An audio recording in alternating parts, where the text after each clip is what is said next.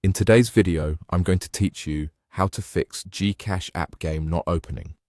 If your GCash game feature won't launch or keeps getting stuck, we'll quickly refresh the app and make sure it's on the latest version.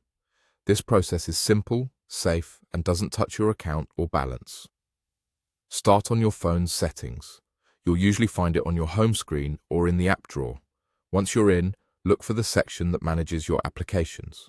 On many Android phones, this is labeled Apps and Notifications, or Application Manager. Open that list and scroll until you find GCash. Tap GCash to open its app info page, where we can clear some temporary files and restart the app cleanly. On the GCash app info page, locate Clear Cache.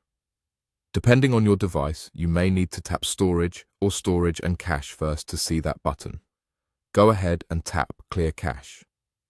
This removes temporary data that can cause loading issues, but it does not delete your login, linked accounts, or any personal information. After clearing the cache, find the Force Stop button on the same screen and tap it. Force Stop completely closes the app so the next launch starts fresh. If you get a confirmation prompt, confirm it. Don't choose Clear Data or anything that mentions deleting app data. Cache is all we need here. Next, let's make sure GCash is updated. Open the Google Play Store on your phone. In the search bar, type GCash and open the apps page. If you see an update button, tap it to install the latest version. Updates often include fixes for crashes, compatibility issues, and performance problems that can affect in-app features like games.